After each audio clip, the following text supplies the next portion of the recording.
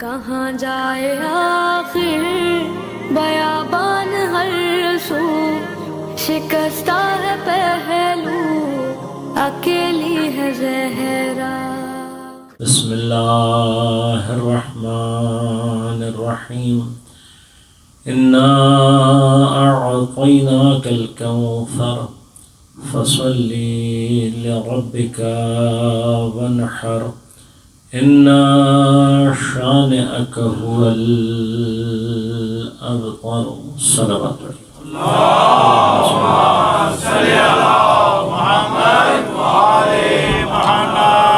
مومنین کرام، سامعین محترم، عزیزان گرامی قدر، جیسا کہ آپ مستحضر ہیں، ایام شہادت مظلومہ کونین سلام اللہ علیہا کے سلسلے میں ان 5 روزہ مجالس کا انعقاد کیا گیا، اور میں نے ان 5 دنوں میں آپ کی خدمت میں گزارشات پیش کرنے کے لیے سورہ مبارکہ کوثر اور اس کی تفسیر کو موضوع قرار دیا۔ آپ کی خدمت میں سرنامہ کلام کے طور پر سورہ مبارکہ کوثر کی تلاوت کا شرف حاصل کیا۔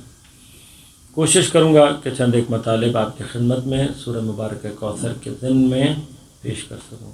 بسم اللہ۔ دیکھیے، ہمارا عقیدہ ہے اس بات کا کہ قرآن کریم اللہ تبارک و تعالیٰ کا کلام ہے انسانوں سے، اور یقیناً قرآن کا ایک ہدف اور ایک مقصد پروردگار ہم سے ارتباط چاہتا ہے۔ جو گفتگو پروردگار نے ہم اور آپ سے کی ہے، اس گفتگو کو قرآن کہتے ہیں۔ لیکن یہ بات بہت واضح سی ہے، خود قرآن کریم نے اس کو بہت واضح طور پر سورہ مبارکہ آل عمران کی 7 اور 8 نمبر آیت میں اللہ تبارک و تعالیٰ نے بہت واضح طور پر یہ ارشاد فرمایا کہ اسی قرآن میں کچھ آیات ہیں جو کہ محکمات ہیں، ہن ام الکتاب، اور کتاب کا اکثریت جو حصہ ہے وہ یہی محکمات ہیں، لیکن اخر اس کے علاوہ جو ہیں وہ کیا ہیں؟ متشابہات۔ اس کے اندر آیات متشابہات ہیں۔ آیات متشابہات کے لیے خدا فرماتا ہے کہ کچھ لوگ ان آیات متشابہات کو لیتے ہیں اور ان کا مقصد دنیا میں فتنہ و فساد پھیلانا ہوتا ہے، جبکہ ان کی تعویل و تفسیر اور ان کا علم یا اللہ جانتا ہے یا وہ جو کہ راسخون فی العلم ہیں، علم کے اندر راسخ ہیں، علم کے اندر ڈوبے ہوں۔ سبحان اللہ۔ قرآن کریم اس اعتبار سے، لہذا ہم عام طور پر یہ کہتے ہیں کہ ایک انڈرسٹینڈنگ قرآن کی یقیناً وہ ہے کہ جو حتیٰ ترجمہ پڑھ کر بھی ہمیں کسی حد تک سمجھ میں آ سکتی ہے، لیکن یقیناً جب اللہ کا کلام ہے تو اس کے اندر جو مطالب ہیں، اس کے اندر جو ہدایت ہے، وہ اگر سرسری مطالعے اور ابتدائی ترجمے سے حاصل ہونے لگتی تو امت میں 72 فرقے بنتے ہی نہیں۔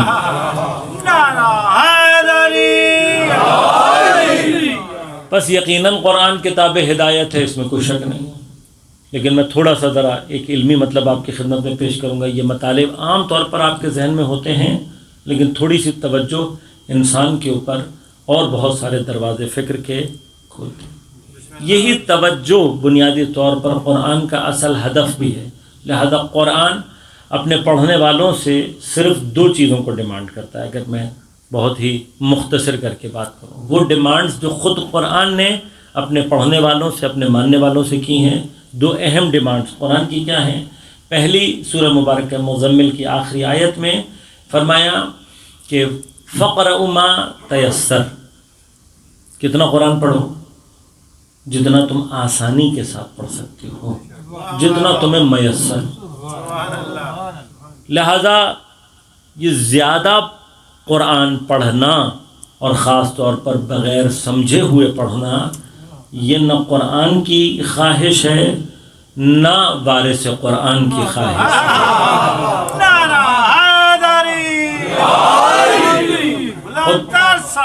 اللہ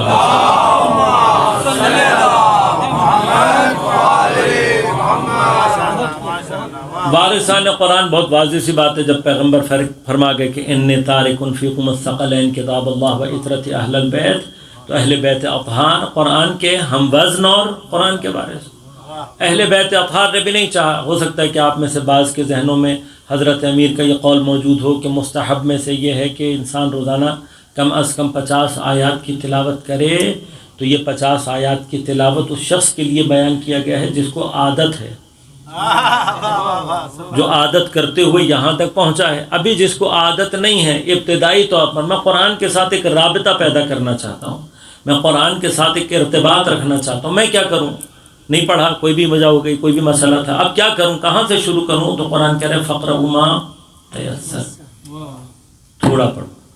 اور یہ تھوڑا جو پڑھنا ہے یہ کیسے پڑھنا ہے؟ فرمایا افلا یتدبرون القرآن, تم قرآن کے اندر تدبر کیوں نہیں کرتے, غور و فکر کیوں نہیں کرتے؟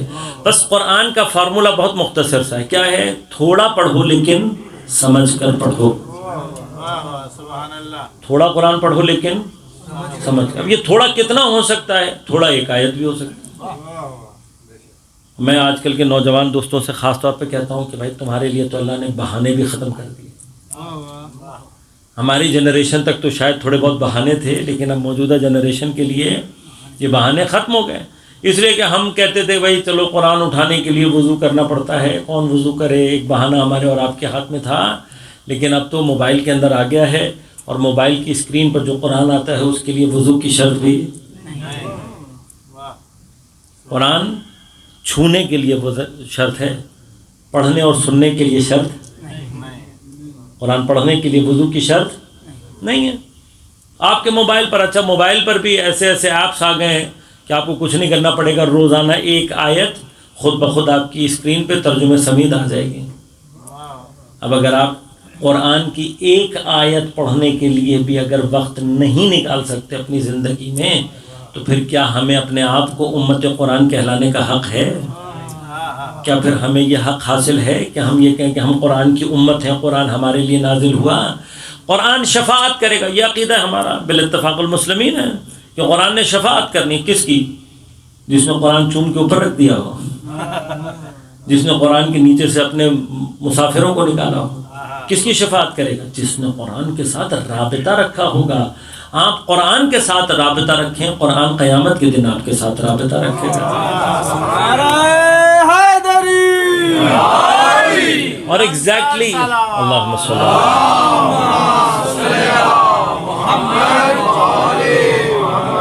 ایگزیکٹلی اہل بیت اطہار کی بھی شفاعت کا معنی اور مفہوم یہی. آپ کی اور میری پرائورٹی لسٹ میں اگر اہل بیت ہیں تو قیامت کے دن ہم بھی ان کی پرائورٹی لسٹ میں ہوں گے.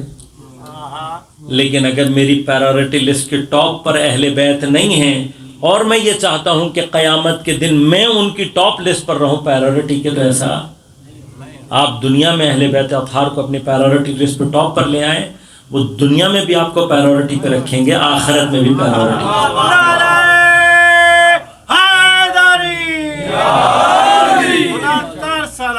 اللہم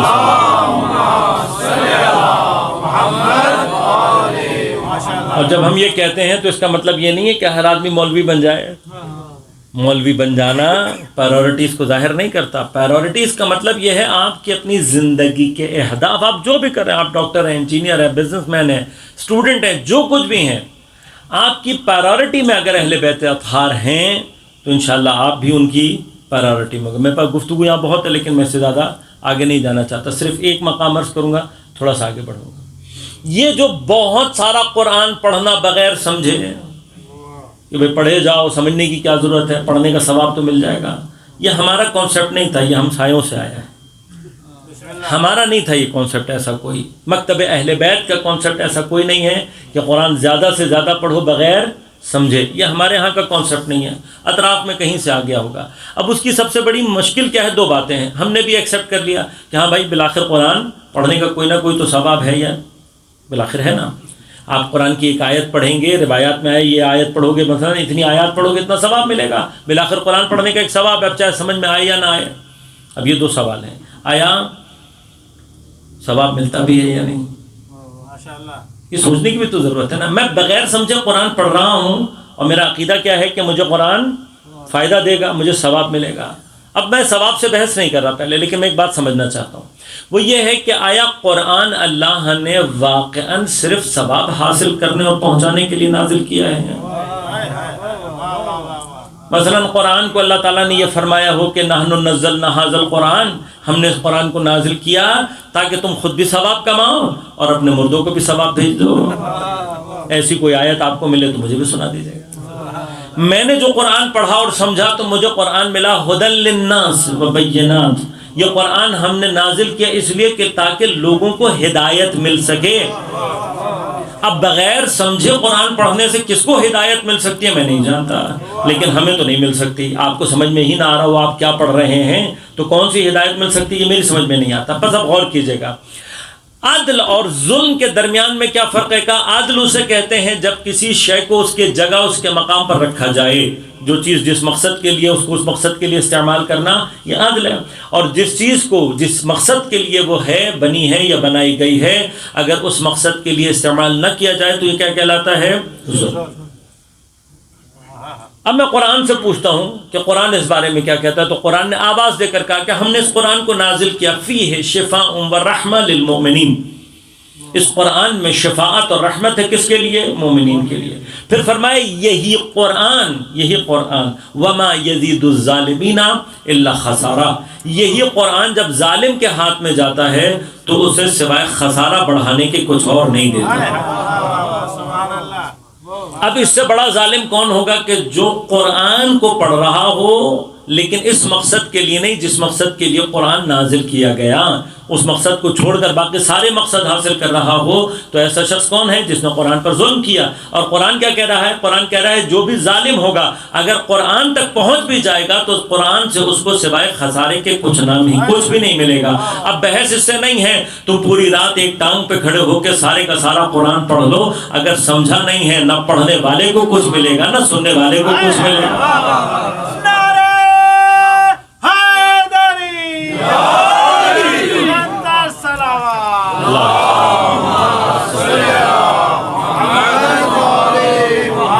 اب ایک چھوٹی سی مشکل اور حل کرتا چلا جاؤں، بالآخر اس کے پیچھے کوئی نہ کوئی ریزن تو ہوگا نا۔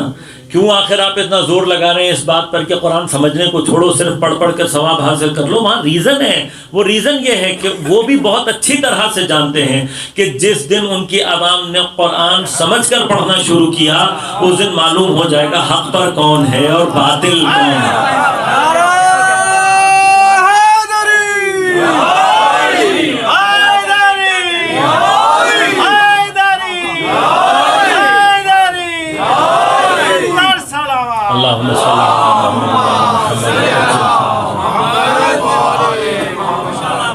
قرآن تو بتا دے گا نا کہ کس کی فضیلت میں آیتیں نازل ہوئی ہیں اور کس کی مذمت میں نازل ہوئی ہیں۔ انعمت علیہم بھی پتہ لگ جائے گا اور مغضوب، قرآن تو دونوں کے بارے میں بتا دے گا۔ اب وہ چونکہ انہیں پتہ ہے لہذا وہ کہتے ہیں اس سے پہلے کہ پتہ لگے ان کو سمجھنے ہی نہ دو۔ لیکن ہمارے اور آپ کے لیے تو مرحلہ ہے نا عزیزوں، ہمیں اور آپ کو تو قرآن لہٰذا یہ یاد رکھے گا، یہ امام حسین علیہ السلام اور یہ اہل بیت اطہار کا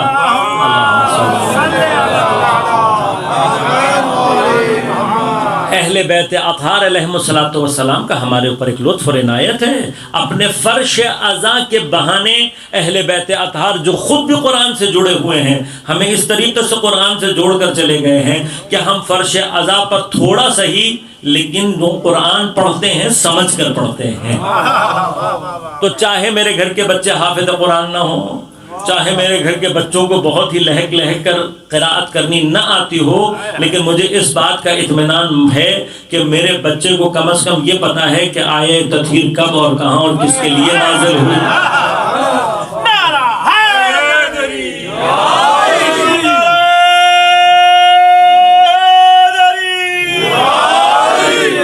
نہ ہو میرا بچہ بہت زوردار قاری، نہ ہو مجھے سے مطلب نہیں ہے، یقیناً پڑھنا فضیلت ہے، ہاں آنا چاہیے، اس سے بحث نہیں ہے، اس کو کم اہمیت قرار نہیں دے رہے کہ تجوید صحیح ہو، لحن صحیح ہو، صوت اچھی ہونی چاہیے، ان میں سے کسی سے بحث نہیں ہے۔ بھائی ہم ہی تو ہیں وارث قرآن کے ماننے والے، تو ہمارا جو رابطہ قرآن سے ہونا چاہیے وہ کسی اور سے نہیں ہونا چاہیے۔ لیکن خود قرآن اور اہل بیت ہم سے کیا چاہتے ہیں کہ ہم قرآن کو تھوڑا سا تدبر، تھوڑا سا فکر اور تھوڑے غور کے ساتھ پڑھیں۔ لہذا بھی آج کا یہ مقدمہ بنا رہا ہوں، کیونکہ یہ ایک ایسا مقدمہ ہے کہ جو اگر آپ کے ذہن میں بات پہنچا گیا تو انشاءاللہ طول عمر آپ کے ذہن میں باقی رہیں گی باتیں۔ قرآن کے اندر تدبر کیوں ضروری ہے؟ یہ بھی اپنی جگہ ایک بلاغت الفاظ ہے کہ تدبر، اچھا تدبر کریں تو کیا کریں؟ مثلا کیا کریں؟ قرآن کی آیت سامنے رکھ کے اس کو غور سے دیکھیں، تو یہ تو معنی نہیں ہے۔ تدبر کا کیا معنی ہے؟ تدبر کا معنی یہ ہے کہ قرآن کے الفاظ کے اندر غور کیا جائے، اس لیے کہ یہ طبیعت انسانی میں بات فطرت میں موجود ہے کہ اگر اس کو معلوم ہو کہ یہ کلام، یہ جملے، یہ الفاظ کسی حکیم اور دانا شخص کے ہیں، جس نے کامیاب زندگی گزاری ہے، جس نے زندگی کے رازوں کو حاصل کر لیا ہے، تو پھر انسان نہ صرف اس کی بات کو غور سے سنتا ہے بلکہ اس کے الفاظ میں پوشیدہ مطالب کو اپنے لیے عکس کرنے کی کوشش کرتا ہے۔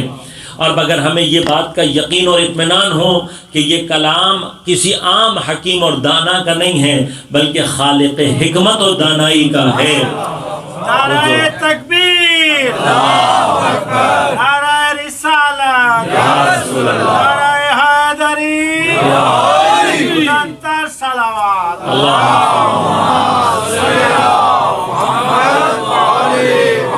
جب ایسی حکیم اور قدیر ذات کا کلام ہے تو پھر حق یہ ہے کہ تھوڑا سا تو اس غور و فکر زیادہ کی جائے۔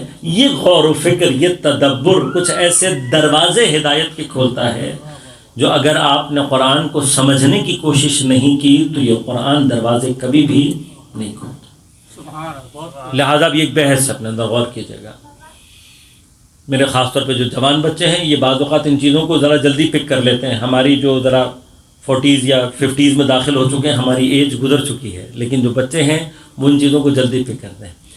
دیکھیے، ٹرانسفر آف نالج کی دنیا میں جب آپ کسی کو کوئی نالج، کوئی انفارمیشن ٹرانسفر کرنا چاہتے ہیں، آج کل تو آپ کو پتہ ہے انفارمیشن ٹیکنالوجی کی دنیا، انفارمیشن ہے جو ایک جگہ سے دوسری جگہ منتقل ہو رہی ہے۔ جب ہم انفارمیشن کی بات کرتے ہیں، جب ہم علم کے ٹرانسفر کی بات کرتے ہیں تو یاد رکھیے گا اس دنیا میں الفاظ، لفظ، ورڈز ایک انتہائی ناقص، محدود اور جعلی وسیلہ ہے۔ جعلی سے مراد ہمارا وہ اردو والا جعلی نہیں ہے، جعلی یہاں پہ قراردادی۔ مثلا کیا ہے، میں اس کو یہیں سے شروع کروں بات کو۔ الفاظ، لفظ ہے، ایک کانٹریکٹ کے طور پر ہے، ایک معاہدے کے طور پر ہے۔ مثلا آپ نے اگر پانی کو اردو میں پانی کہا اور ہم سب کو سمجھ میں آ گیا تب بھی پانی ہی رہے گا۔ اگر آپ اس کو فارسی میں آب کہہ دیں گے تب بھی پانی ہی رہے گا، عربی میں ماء کہہ دیں گے تب بھی وہی رہے گا، انگلش میں واٹر کہہ دیں گے تب بھی بھائی یہ تو نہیں انگلش میں کہیں گے تو زیادہ اچھا ہو جائے گا، ہاں اردو میں کہیں گے تو زیادہ اچھا نہیں ہوگا، ایسا تو نہیں۔ کسی بھی زبان میں جب آپ لفظ استعمال کریں گے، بس لفظ اور کیجیے گا، لفظ شے کی حقیقت کو تبدیل نہیں کرتا، اس کی حقیقت کو تبدیل، حقیقت وہی رہتی ہے۔ اب الفاظ اس کے لیے جو بھی استعمال ہو، لیکن بالآخر لفظ اور معنی کا ایک رابطہ ہے، وہ انشاءاللہ کبھی اور فرصت رہے گی تو عرض کروں گا، آج وہ بحث نہیں۔ لیکن ناقص ہے، کیوں ناقص ہے؟ اس لیے کہ اپنے معنی سے زیادہ آپ کو کچھ بھی منتقل نہیں کر سکتا۔ لفظ کا جو بھی لٹرل میننگ ہے وہ آپ کو سمجھ میں آئے گا، اس سے آگے لفظ آپ کو کچھ نہیں دے گا۔ محدود ہے۔ کیوں محدود ہے؟ اس لیے کہ بہت سارے معنی ایسے ہیں، بہت ساری انفارمیشن ایسی ہے جو آپ لفظ کے ذریعے سے بیان کر ہی نہیں سکتے۔ اب یہ کامن چیزیں ہیں، میں ذرا توجہ دلاؤں گا تو آپ کہیں گے ہاں ایسے ہی ہے۔ ہمارے اور آپ کے درمیان اتنا ہی فرق ہے، اس سے زیادہ نہیں ہے۔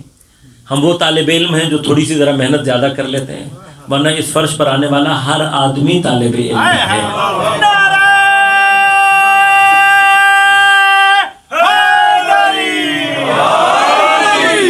میں ایک جگہ بات کر رہا تھا، مجھے الفاظ یاد آ گئے تو دوہرا دیتا ہوں یہاں پہ۔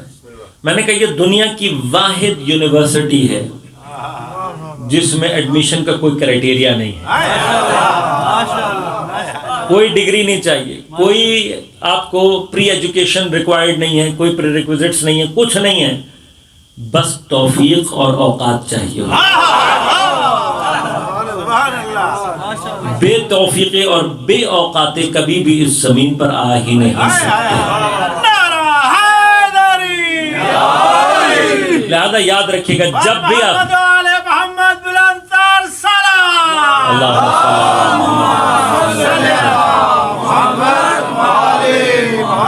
یہ جو ہم فرش ادا پر حضور پیدا کر لیتے ہیں نا، کبھی آپ اس پر غور کریں گے نا تو آپ کو محسوس ہوگا کہ آپ کا اپنا کیا ہوا کچھ نہیں ہے، کسی کی نظر ہے التفات جو آپ کو یہاں لے کر آتی ہے۔ لہذا جن پر وہ نظر التفات نہیں ہوتی وہ سب کچھ رکھتے ہوئے بھی فرش پر آنے کی توفیق پیدا نہیں کرتی۔ لہذا تھوڑی سی توفیق چاہیے، تھوڑا سا حسب چاہیے، تھوڑا سا نسب چاہیے، اور جب تک یہ توفیق، یہ حسب، یہ نسب، یہ اوقات سیدہ کے دروازے سے نہیں ملتی، پیدا نہیں ہوتی۔ جناب سیدہ کی شان میں بلندتر صلوات۔ اللہم صلی اللہ۔ لہذا ایسی یونیورسٹی ہے کہ جس میں کوئی ایڈمیشن کرائٹیریا، کوئی پابندی، کوئی ٹیسٹ، کوئی پریریکوزٹس نہیں ہے، آپ جو بھی ہیں صرف اوقات پیدا کریں گے پہنچ۔ پھر کوئی اٹینڈنس نہیں ہے، پھر بھی ہمیشہ اٹینڈنس فل ہوتی ہے۔ کوئی ایڈمیشن فیس نہیں ہے، پھر بھی لوگ شوق در شوق آتے ہیں۔ واحد ہے یونیورسٹی جو قلب اور عقل کو بھی غذا دیتی ہے، بدن کو بھی غذا دیتی ہے۔ بے شک۔ اور میں اس کو یونیورسٹی اس لیے کہہ رہا ہوں کہ میرا تقریباً الحمدللہ 22-23 سال کا مجالس پڑھنے کا اتفاق ہے۔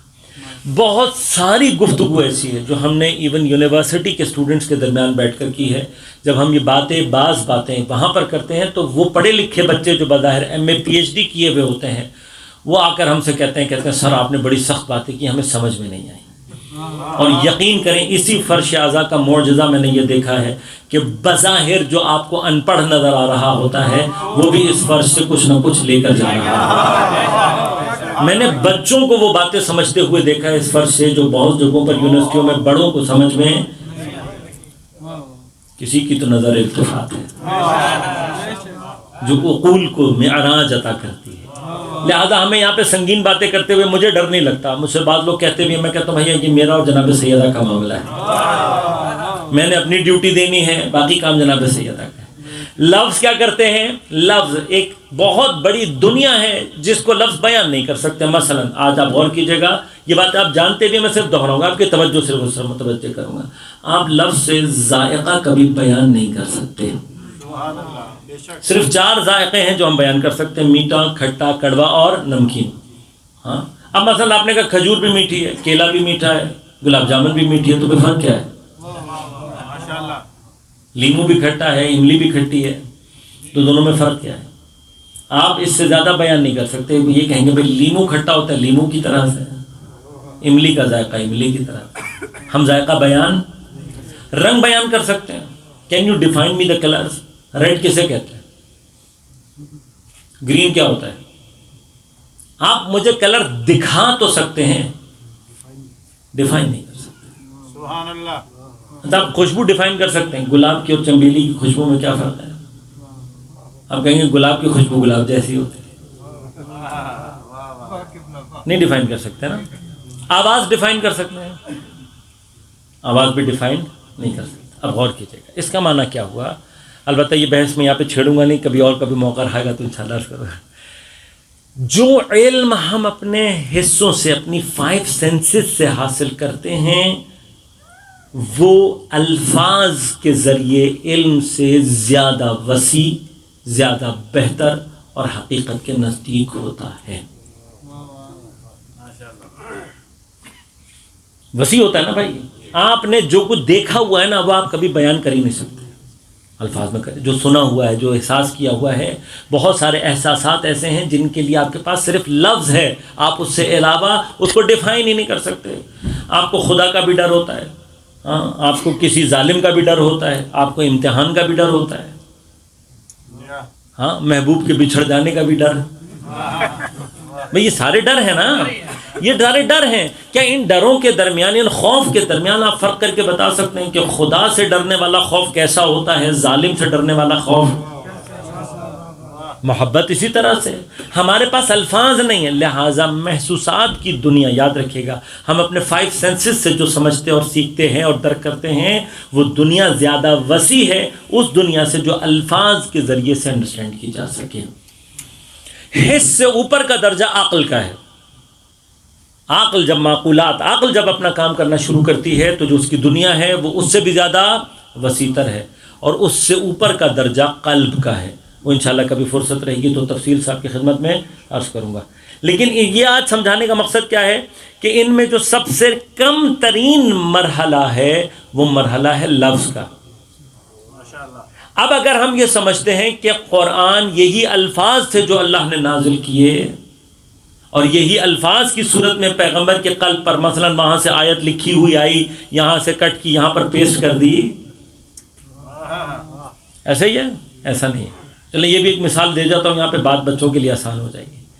بچے آج کل کس کو زیادہ سمجھتے ہیں؟ جب آپ ایک جگہ سے کوئی الفاظ کٹ اور پیسٹ کر رہے ہوتے ہیں، اور کٹ اور پیسٹ کرنے کے بعد اس کو ایک جگہ سے دوسری جگہ پہ نقل کر رہے ہوتے ہیں، کیا وہ آپ الفاظ اٹھا کر یہاں سے وہاں پہ چپکا رہے ہوتے ہیں؟ نہیں۔ آپ اگر اس کے بیک سائڈ پر کمپیوٹر کی پروگرامنگ میں جائیں گے تو کمپیوٹر ان تمام چیزوں کو جس شکل میں لے رہا ہوتا ہے اور سمجھ رہا ہوتا ہے اور سمجھا رہا ہوتا ہے، وہ جو اس کا اوریجنل چیز ہے، اگر وہ آپ مجھ جیسے جاہل کو دکھائیں گے تو اس کو یہ نہیں پتہ لگے گا کہ کیا ہو رہا ہے۔ کیوں؟ کمپیوٹر صرف اسکرین پر مجھے اور آپ کو الفاظ روشن کر کے دکھاتا ہے۔ جب وہ لفظ روشن کر کے مجھے اور آپ کو لفظ کی شکل میں دکھاتا ہے تو میں اور آپ کو اس میں لفظ پڑھ رہے ہوتے ہیں، لیکن جو اس کی اوریجنل فائل جس ٹیکسٹ میں یا جس فارم میں ہوتی ہے وہ ٹیکسٹ فارم نہیں ہوتی۔ پروگرامنگ جو بچے کرتے ہیں وہ زیادہ بہتر جانتے ہیں، وہ ٹیکسٹ فارم نہیں ہوتی۔ اگر وہ ٹیکسٹ فارم آپ کھول لیں، اس کو اوپن کر لیں، تو آپ کو کچھ بھی نہیں ملے گا۔ میں مثال دیتا ہوں آپ کے پاس موبائل میں قرآن ہے، بالکل ہے، الف لام سے شروع کے بائے بسم اللہ سورہ فاتحہ سے شروع کر والناس کی سین تک پورا قرآن آپ کے پاس۔ آپ گھر جا کر یہ کہیں کہ چلو میں اس کی اوریجنل فائل کو چیک کرتا ہوں کہ اس کی اوریجنل فائل کیسی ہے۔ آپ جب اوریجنل فائل جا کر کھولیں گے تو آپ کو نہ وہ الف ملے گا، نہ بے ملے گا، نہ نقطہ ملے گا، نہ زیر، نہ زبر۔ قرآن اس فائل کو ریڈ کرتا ہے اور اسکرین پر آپ کو شو کرتا ہے، ٹھیک ہو گیا؟ ایسے ہی ہے، ایسے ہی۔ اچھا، جب میں نے یہ فائل آپ کے موبائل میں ٹرانسفر کی تو گئی یا نہیں گئی؟ آپ کو پتہ لگا؟ کسی کو دکھائی دی؟ کسی کو سنائی دی؟ کسی کو سجھائی دی؟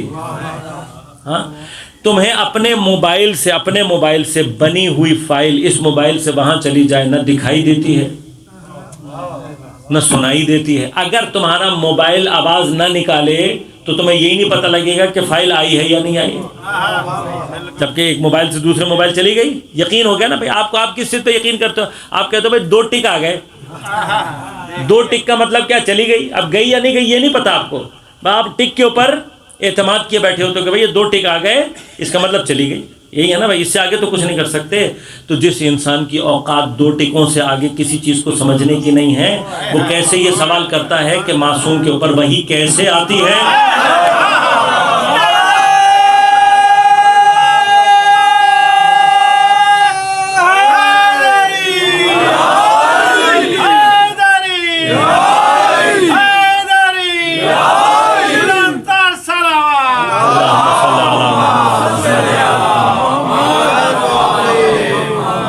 اپنا بنایا ہوا میسنجر تو نظر نہیں آ رہا، خدا کا بنایا ہوا میسنجر سمجھ میں آئے گا۔ اچھا، بھی اسی میں ایک عصمت کی ضرورت پر ایک بحث یہیں پر اپنے بچوں کو خاص طور پہ دے جاؤں، یہ بڑے کنفیوز ہو جاتے ہیں آج کل کی دنیا میں کہ بھئی معصوم کی ضرورت کیوں ہے۔ ہاں، اب جو سائبر سیکیورٹی والے ہیں ان کو زیادہ پتہ ہے۔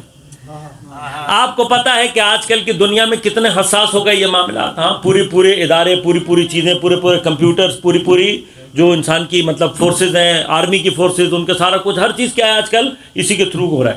اب آپ کو پتہ ہے، آپ اس کو چھوڑ دیں، آپ کے اپنی روزمرہ کی زندگی کے معاملات میں اگر آپ کے اسی میسنجر، انہی ای میلز کے آنے جانے، آپ کے واٹس ایپ کے آنے جانے کے درمیان میں جو آپ کو تو نہیں پتا، آپ تو ٹکے دیکھ کر گزارا کر رہے ہو، ہاں، اگر کوئی ہیک کر لے تو آپ کو پتہ بھی نہیں لگے گا کہ آپ کا پیغام کہاں تھا، کہاں چلا گیا، کس کے پاس سے آیا تھا، کس کے پاس چلا گیا، کبھی بھی نہیں پتہ لگے گا۔ تو اب آپ کو محسوس ہوا کہ جہاں سامنے والے کو یہ پتہ ہی نہیں لگتا کہ کہاں سے آ رہا ہے، کہاں کو جا رہا ہے، تو کیا ہوتا ہے؟ وہاں پر آپ کو سمجھ میں آئے کہ سائبر سیکیورٹی ہونی چاہیے۔ کیوں ہونی چاہیے؟ اس لیے کہ اگر یہاں پر سائبر سیکیورٹی نہیں ہوئی تو پیغام کس کا کہاں چلا جائے گا۔ کون کہاں جانا چاہتا ہوگا کہاں چلا جائے گا. تو اب آپ کو سمجھ میں آپ نے کہا نہیں بھائی اس سسٹم کو ایسا ہونا چاہیے کہ جس میں کوئی غیر نفوذ نہ پیدا کر سکے, یہ بالکل سیکیور ہونا چاہیے. اب جیسے ہی آپ سیکیورٹی کو اس کے ایکسٹریم لیول پر جاتے ہو جہاں آپ یہ ادعا کر سکو کہ ہم چیلنج کرتے ہیں کہ اسے کوئی ہیک نہیں کر سکتا, وہیں سے عصمت شروع ہوتی ہے. اب تمہیں اپنے سسٹمز کے درمیان تو سمجھ میں آ گیا کہ میرے میسنجرز کو کوئی ہیک نہ کرے, میرے اس سسٹم کے درمیان میں کوئی کودے نہیں, تاکہ میری کمیونیکیشن میرے لوگوں کے ساتھ صحیح رہے. جو مجھ تک آنا چاہتا ہے وہ مجھ تک آئے. ایسا ہی ہے نا بھائی, آپ نے لوکیشن بھیجی اپنی اسی لیے کہ بندہ آپ تک آئے. اگر کوئی ہیک کر کے آپ کا بندہ کہیں اور پہنچا دے تو کیا ہوگا؟ نہیں چاہتے آپ. تو آپ نے کیا کہا سائبر سیکیورٹی ایسی ہونی چاہیے کہ میرا بندہ مجھے تک پہنچے. بھائی اسی خاطر خدا نے معصومین کو بھیجا اور یہ کہہ کر بھیجا کہ مجھے اطمینان ہے انما یرید اللہ لیذھب عنکم الرجس اہل البیت ویطہرکم تطہیرا. میں نے تمہیں اتنا پاک کر کے بھیج دیا ہے کہ اب شیطان جتنا مرضی زور لگا لے تمہارے اندر نفوذ نہیں پیدا کر سکتا.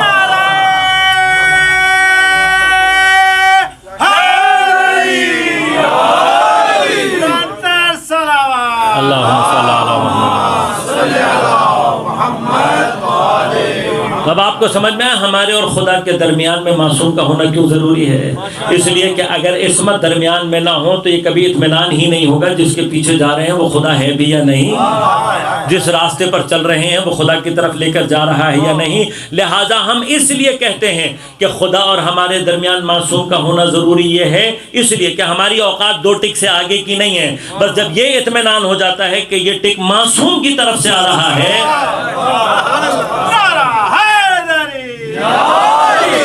لہذا حقیقت واہی انشاءاللہ کبھی موقع رہے گا تو عرض کروں گا. لیکن ہم اور آپ اس بات کو جو اپنی بنائی ہوئی چیزوں میں ڈیٹیکٹ نہیں کر سکتے کہ کب میسج آیا کب گیا, ان کو کیا پتہ لگے گا فرشتہ کب آیا, وہی کب نازل ہوئی اور کب گئی. تو آپ جیسے یہ فائل ہے, آپ غور کریں, یہ فائل جب آپ نے بھیجی, یہ فائل ہے جو اوریجنل فائل ہے. اب یہ جو اوریجنل فائل ہے آپ کو میں نے کہا آپ نے جا کر اپنے گھر میں کمپیوٹر پہ لگا دیا. فائل بنی تھی کس کے لیے؟ مثلا آپ کے اینڈرائڈ کے لیے. آپ نے جا کے ونڈوز پر کھول دی, کھلے گی نہیں کھلے گی. اور جو چیز نظر آئے گی وہ قرآن ہوگا نہیں ہوگا. تو کون ریڈ کر سکتا ہے اسے؟ جس کے پاس سافٹ ویئر ہو, جس کے پاس سافٹ ویئر ہوگا. اچھا اب ہوتا کیا ہے؟ ہوتا یہ کہ جب آپ نے قرآن کو اپنے پاس سیو کر دیا موبائل میں, تو موبائل میں سیو ہونے کے بعد یہ قرآن جو اپنی اوریجنل فائل میں ہے, ابھی یہ ہم الیکٹرانک فائل کی بات کر رہے ہیں اس کی, ہاں الیکٹرانک فائل. لیکن الیکٹرانک فائل میں اور وہ جو قرآن آپ کی اسکرین پر شو کرتا ہے, ان دونوں کے درمیان میں ایک چھوٹا سا فرق بتا رہا ہوں اور پھر آگے بڑھ کر بات کو یہاں پہ آج ختم کروں گا. کہ جو کمپیوٹر ہے آپ کا, جو موبائل ہے آپ کا, اس کے پاس ہے اوریجنل فائل, الیکٹرانک فائل ہے لیکن اوریجنل ہے, وہ آپ کو قرآن شو کر کے دکھائے گا. اب اگر آپ قرآن کی ریسائٹیشن خود موبائل کے اوپر تیز ترین بھی لگا دیں, وہی ریسائٹ آپ کو کر کے سناتا ہے نا, قرآن ریسائٹ بھی کر کے سنائے گا. آپ نے ریسائٹ کر کے بسم اللہ سے لگا دیا آخر تک, تیز ترین بھی لگائیں گے تو کچھ نہ منٹ لگیں گے نا. بہت تیز اسپیڈ میں بھی آپ کریں گے, قرآن کو پڑھائیں گے تو کم از کم 1 سے 1.5 گھنٹہ پورا قرآن پڑھنے میں لگ جائے گا. اس سے زیادہ ہاں آٹومیٹک ہے, حالانکہ غلطی کا بھی کوئی امکان نہیں ہے, لیکن آپ بہت زیادہ, چلو 1.5 نہیں 1 گھنٹہ لگ جائے گا. اس سے کم میں نہیں ہو سکتی ریسائٹیشن, وہ جو ہو رہی ہوگی پھر وہ ریسائٹیشن نہیں کہلائے گی, لیکن اس سے تیز نہیں ہو سکتی. لہذا بہت سارے لوگوں کے ذہن میں یہ سوال رہتا ہے کہ حضرت امیر علیہ السلام کے بارے میں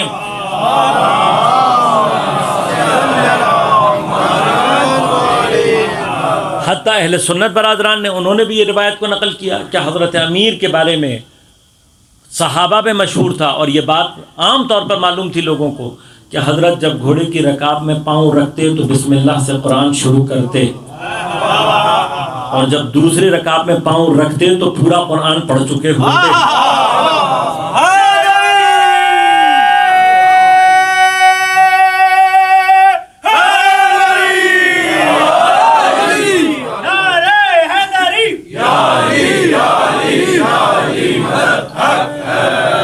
آپ نے نعرہ لگا لیا. اب میں آپ سے پوچھوں کیسے؟ تو جب میں آپ سے پوچھوں گا کیسے تو پھر یہاں سے مشکل شروع ہو جاتی ہے. بھائی ٹھیک ہے آپ نے نعرہ لگا لیا, ہم بھی بہت عرصے تک نعرہ لگاتے رہے, لیکن کبھی کبھار تو ہمارے بھی ذہن میں سوال اٹھتا ہے کہ بھائی انسان ہے, ہاں قرآن پڑھے گا جو تیز ترین حافظ ہے وہ 90 منٹ میں بہترین قرات، صحیح قرات دنیا میں جو آج تک فاسٹسٹ ہے پورے قرآن کی، وہ 90 منٹ کا ریکارڈ ہے، 3 منٹ میں ایک جوز۔ آپ کمپیوٹر پہ یا اپنے موبائل پہ اور تیز کر لیں گے تب بھی 1 گھنٹہ لگے، کہاں 1 گھنٹہ اور کہاں کچھ سیکنڈ۔ تو عقل تھوڑی دیر کے لیے تو پھنس جاتی ہے نا، کچھ دیر کے لیے تو آدمی سوچتا ہے کہ بھئی کیسے پاسبل ہو سکتا ہے۔ تو یہ اگر آپ کو آج ہمیں ٹیکنالوجی سے بھی سمجھ میں نہ آئے تو کب سمجھ میں آئے گا؟ ٹیکنالوجی کا فائدہ یہ ہے جتنا علم بڑھتا ہے اتنے اہل بیت خود بخود سمجھ میں آنا شروع ہو جاتا ہے۔ لہذا اب آپ کو دلیل دے رہا ہوں، آپ کو انشاءاللہ بات پہنچے گی۔ اب آپ غور کیجئے گا کہ یہی موبائل جب آپ اس کو ریسرٹیشن پہ لگا رہے ہیں تو یہ 1 گھنٹہ لے رہا ہے، لیکن جب اسی قرآن کو آپ کہتے ہیں کہ مجھے قرآن کا فلاں لفظ تلاش کر کے دو کہ یہ لفظ قرآن میں کتنی جگہ استعمال ہوا ہے، تو پھر وہ کیا کرتا ہے؟ وہ اوپر سے ریسائٹ نہیں کرتا، قرآن کو اوپر سے تو نہیں کرتا ریسائٹ، وہ اس کی اوریجنل فائل کو جا کر کیا کرتا ہے؟ سرچ کرتا ہے، اور جب اوریجنل فائل اس کے اندر موجود ہوتی ہے اس کو سرچ کرتا ہے تو ودن سیکنڈز آپ کو وہ الفاظ لا کر دکھا دے گا کہ قرآن میں یہ لفظ اتنی جگہ پر قرآن میں استعمال ہوا ہے۔ کوئی بھی لفظ آپ جب قرآن کا ڈالیں گے وہ آپ کو فوراً ودن سیکنڈز بتائے گا یہ قرآن کا لفظ اتنی جگہ استعمال ہوا ہے۔ اب یہاں پہ فرق کیا ہے؟ جس چیز کے اندر قرآن کی اوریجنل فائل ہے اس کو، اس پوری اوریجنل فائل کو کھنگالنے میں سیکنڈ نہیں لگتے۔ بس یہ یاد رکھنا کہ یہی فرق ہوتا ہے حافظ قرآن میں اور وارث قرآن میں۔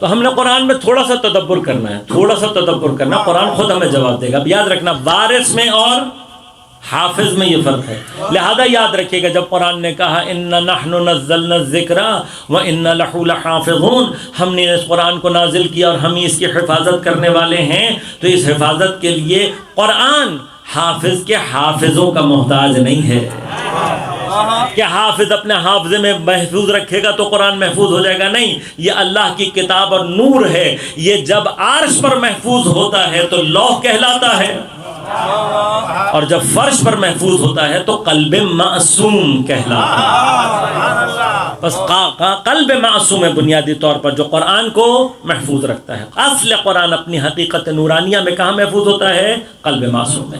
اب یہ جو آپ غور کیجئے گا، اب میں نے آپ کو درجات بتا دیے۔ لفظ سب سے زیادہ ضعیف مرحلہ ہے ٹرانسفر آف نالج میں، انتقال معنی میں، کسی چیز کو سمجھانے کے لیے لفظ ایک بہت ہی ضعیف سا میڈیم ہے، لیکن اللہ نے مجھ سے اور آپ سے بات کرنے کے لیے، ہدایت پہنچانے کے لیے سب سے ضعیف میڈیم کو استعمال کیا ہے۔ خدا کے پاس اور بھی میڈیم تھے، یہ جو میڈیم آج کل دنیا میں چل رہے ہیں یہ بھی خدا کے بنائے ہوئے ہیں، خدا ان میں سے بہت سارے میڈیم ہمارے ساتھ بھی استعمال کر سکتا تھا۔ کتنی حصے ایسی ہیں جو خدا نے ہمیں اور آپ کو دی ہی نہیں ہیں، نہیں دی ہیں خدا نے ہمیں اور آپ کو۔ دیکھیں میں ایک چھوٹی سی مثال دیتا ہوں، جی پی ایس جس کے ذریعے سے آج آپ لوکیشن اپنی فائنڈ کرتے ہیں، نیئرسٹ لوکیشن آپ کو بتاتی ہے، یہ آپ نے آج دریافت کی ہے، لیکن آپ سے پہلے اللہ تعالیٰ نے کیڑے مکوڑوں کو عطا کی ہوئی تھی۔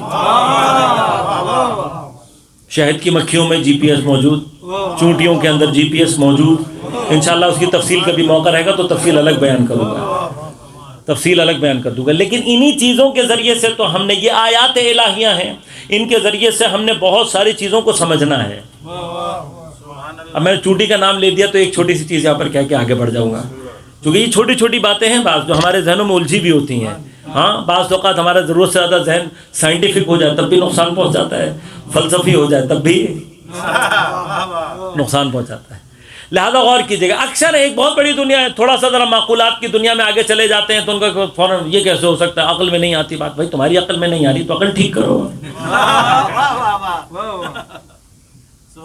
اہل بیت کو یاد رکھیے گا، اہل بیت کو ہم نے عقل سے ٹھیک نہیں کرنا، اہل بیت سے اپنی عقلوں کو ٹھیک کرنا ہے۔ جب ہم اہل بیت کے لیے اپنی عقلیں لگانے لگتے ہیں نا تو پھر ہم غلط راستے پر چلے جاتے ہیں، اس لیے کہ کمیونیکیشن الٹی ہو جاتی ہے۔ عقل نے اہل بیت سے اپنے آپ کو سمجھانا ہے۔ لہذا چھوٹے چھوٹے مسئلے ہیں، کہتے ہیں کہ جی یہ کیسے ہو سکتا ہے، اگر خیبر کا دروازہ اتنا بھاری تھا تو حضرت نے ایک ہاتھ سے درخت اپنے ایک ہاتھ سے پورا دروازہ اکھاڑ، نہیں سمجھ میں آتا کیسے ہو سکتا ہے. تو ہم نے کہا مثال ہے آپ کے اپنے سامنے کہ ابھی تو آپ نے دریافت کیا ہے. کہا کیا؟ میں کہا آپ نے کبھی پڑھا ہے کہ چونٹی دنیا میں ایک ایسا حشرہ ہے کہ جو اپنے دانتوں سے اپنے وزن سے 200 گنا زیادہ بھاری چیز اٹھا سکتی ہے. 200 ٹائمز. یعنی اگر فرض کریں ایک مقام فرض کریں کہ 1 گرام کی اگر چونٹی ہے، اگر 1 گرام کی چونٹی ہو تو 200 گرام کا وزن اپنے دانتوں سے اٹھا سکتی ہے. میں کہا اب یہ بتاؤ کہ 70 کلو کا آدمی ہو تو 200 ٹائم کا مطلب کتنا بنتا ہے؟ ہاں 1400، یعنی تقریباً 1.5 ٹن. ہاں تو جو اللہ چونٹی کے دانت میں اتنی طاقت دے سکتا ہے کہ وہ اپنے وزن سے 200 گنا زیادہ اٹھا دے، اپنی حجت کی انگلیوں میں اتنی طاقت نہیں دے سکتا.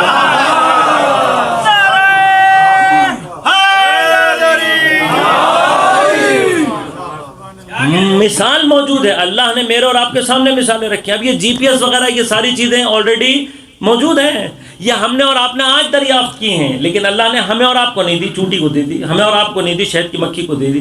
بس اللہ تعالیٰ کیا بتانا چاہتا ہے؟ یہ بتانا چاہتا ہے کہ میں جسے چاہوں الگ کر دوں، جسے جو چاہے حص عطا کر دوں. لہذا معصوم کی تعریف ہی اس نے یہ کی، قل انا بشر مثلکم. اے حبیب ان سے کہو میں دکھائی تمہارے جیسا دیتا ہوں، یوحا الیہ، لیکن ایک سینس میری ایسے اندر موجود ہے جو تمہارے اندر موجود نہیں ہے. وہ کیا ہے؟ یوحا الیہ، میں وہ ہوں جو وحی کے ذریعے سے خدا کے ساتھ کنیکشن میں رہتا ہے. بس جو یہ حص رکھتا ہے اسے معصوم کہتے ہیں، اور جو یہ حص نہیں رکھتا اسے غیر معصوم کہتا ہے. ان دونوں میں فرق کتنا ہے وہ انشاءاللہ کبھی موقع رہا تو تفصیل صاحب کی خدمت میں عرض کروں. اب قرآن ہے الفاظ، ان الفاظ یہ لفظ جو کہ ایک بہت ہی ضعیف سا میڈیم ہے، اللہ نے استعمال کیا ہے قیامت تک کی ہماری ہدایت کے لیے. تو واحد راستہ قرآن کے اس الفاظ کے محدود ذخیرے سے لامحدود ہدایت کو نکالنے کا کیا ہے؟ لامحدود ذخیرہ نکل سکتا ہے جب ہم قرآن کے اندر تدبر کرنا شروع کریں.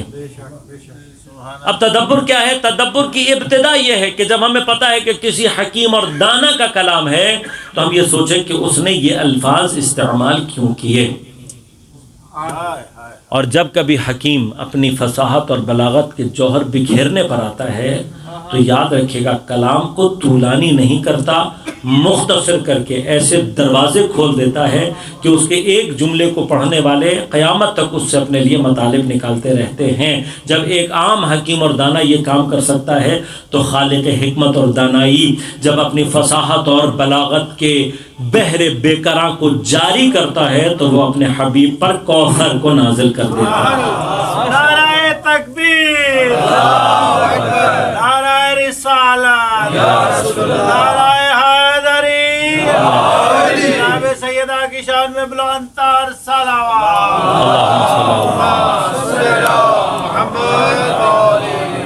کل انشاءاللہ گفتگو کو یہیں سے شروع کروں گا. خالق حکمت و دانائی جب اپنی فصاحت اور بلاغت کے دریا کو مجسم کرتا ہے الفاظ کے سانچے میں تو کوثر بنتا ہے.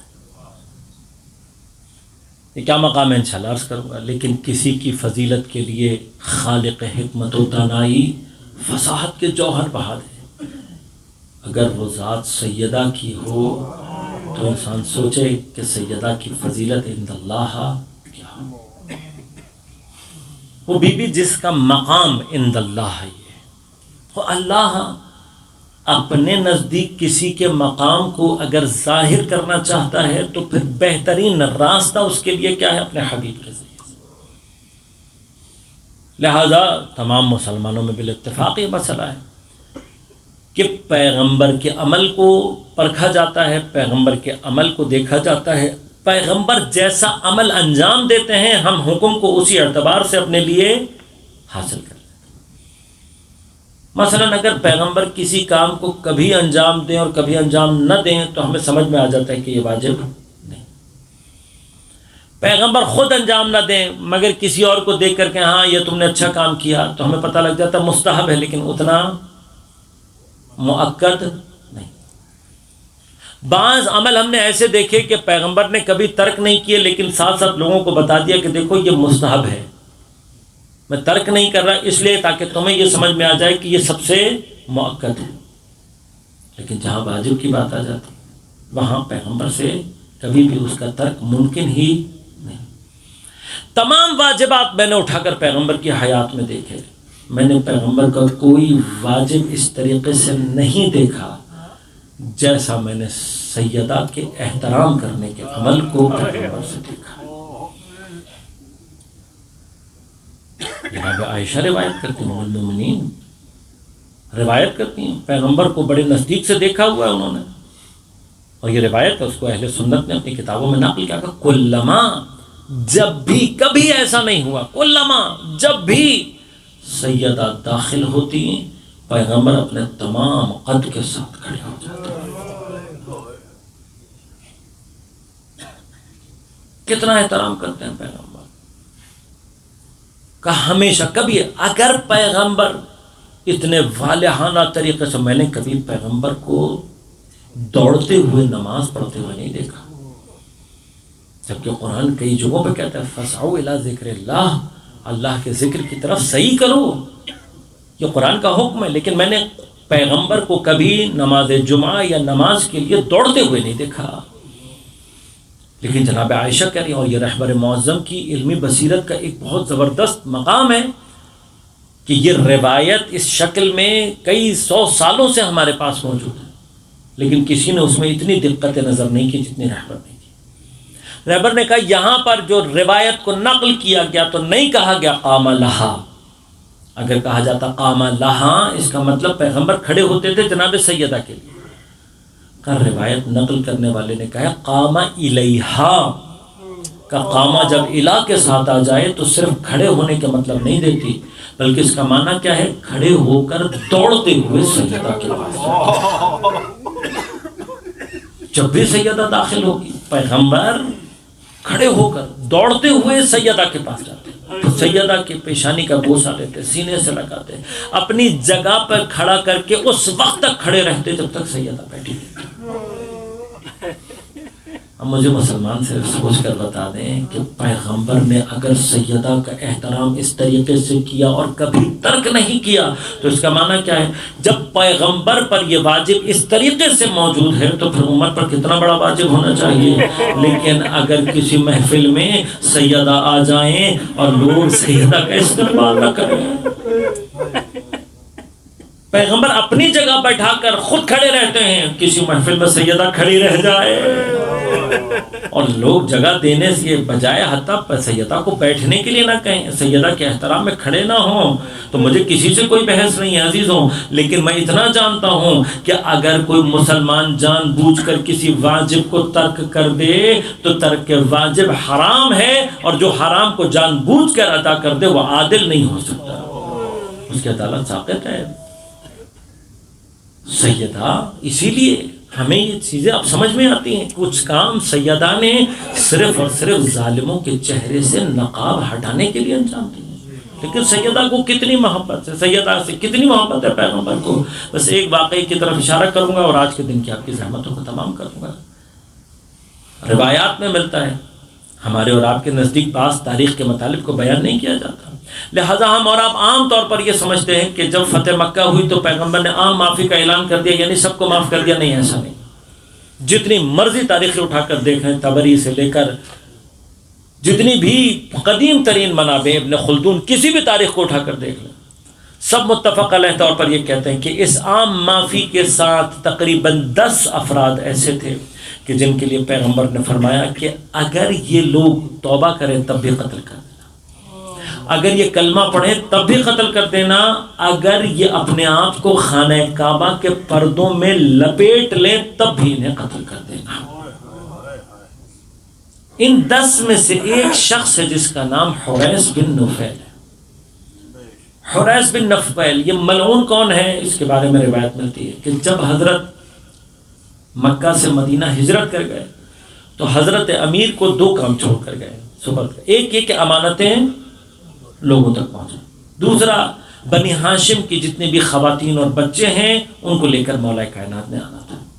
تو جب پہلا کام انجام پا گیا، حضرت نے خواتین اور بچوں کا ایک کاروان چھوٹا سا تیار کیا اور اس کو لے کر نکلے ہیں مدینہ کے لیے۔ راستے میں کچھ عرب اوباشوں نے حملہ کیا، ان میں یہ بھی شامل تھا۔ اس ملعون نے اس اونٹ کو چابک مارا جس اونٹ پر سیدہ سوار تھی۔ روایت کہتی جب اونٹ کو چابک لگا تو سیدہ کا اونٹ بھدک گیا، اونٹ بھدکا تو سیدہ اونٹ سے زمین پر گر گئی۔ پیغمبر مدینہ سے باہر مسجد قباء کے مقام پر منتظر تھے کہ میری بیٹی کا بہتر پہنچے گا، یعنی حضرت مدینہ میں نہیں رہے ہیں، مدینہ سے باہر آ کے جناب سیدہ کا انتظار کر رہے ہیں۔ اور جیسے یہ کاروان پہنچا جناب سیدہ کو سینے سے لگا کر پیغمبر نے پوچھا میری بیٹی سفر میں کوئی مشکل تو پیش نہیں ہے؟ جناب سیدہ نے بتایا بابا ایسے حملہ ہوا اور اس ملعون نے جب میرے اونٹ کو چابک مارا اونٹ بھدک کے بابا میں اونٹ سے گر گئی۔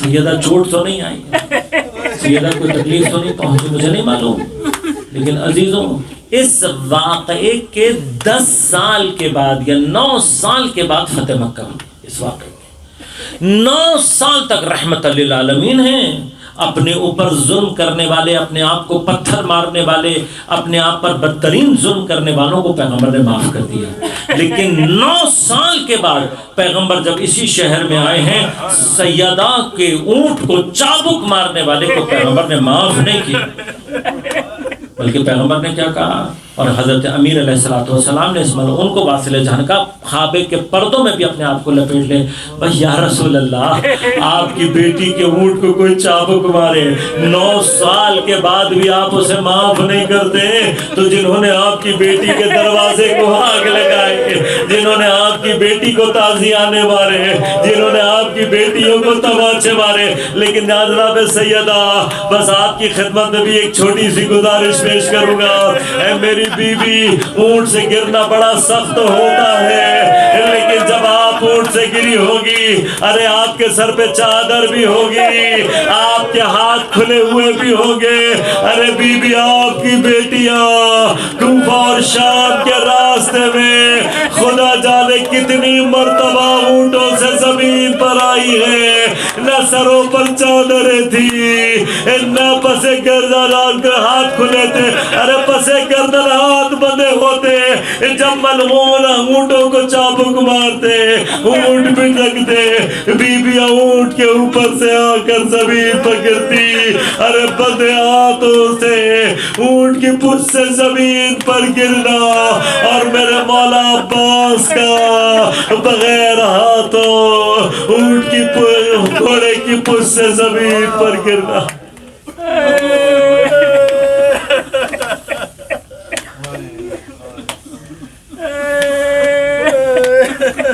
الا ولعنۃ اللہ علی القوم الظالمین وسيعلم الذين ظلموا أي منقلب ينقلبون بار الہ بحق زہرا و ابیہا و بعلہا و بنیہا، ہماری عبادت کو اپنی بارگاہ میں قبول و منظور فرما، بحق زہرا و ابیہا و بعلہا و بنیہا، منتقم زہرا، منتقم کربلا، منتقم اسیران کربلا، امام زمان عجل اللہ تعالیٰ فرجہ شریف کے ظہور میں تعجیل فرما، بار الہ بحق زہرا و ابیہا و بعلہا و بنیہا، تمام علماء مراجع اعظام کی حفاظت فرما، بار الہ جہاں جہاں دنیا میں مومنین مسلمین جہاں آباد ہیں ان سب کو اپنے حفظ امان میں رکھ، ان کی پریشانیوں کو دور فرما، مشکلات کو آسان فرما، جہاں جہاں مومنین و مسلمین جہان باطل سے برسر پیکار ہیں بار الہ ان کو نصرت و کامیابی عنایت فرما، بالخصوص غزہ اور فلسطین کے مسلمانوں کو نصرت و کامیابی عنایت فرما، بار الہ بحق زہرا و ابیہا و بعلہا و بنیہا،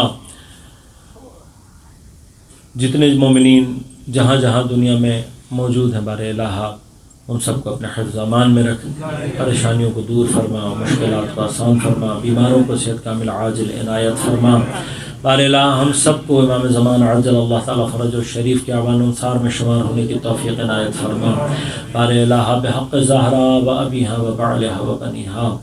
حاضرین یہاں پر جتنے بھی ہیں بار الہ ان کی مرحومین، اس ادارے کو قائم کرنے والے جتنے بھی افراد ہیں، اس مجلس کو برپا کرنے والے جتنے افراد ہیں، اس میں کسی بھی عنوان سے شرکت کرنے والے، خصوصاً جتنے بھی مختلف ڈیوٹیز دینے والے افراد بار الہ ان سب کی توفیقات میں اضافہ فرما، ان کے مرحومین کی مغفرت فرما۔ ربنا تقبل منا انک انت السمیع العلیم برحمتک یا ارحم الراحمین۔ یا حسین